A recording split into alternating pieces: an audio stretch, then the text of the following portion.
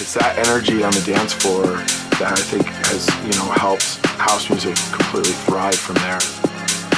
There's definitely like the leftover hippie vibes from the 60s and 70s, I think.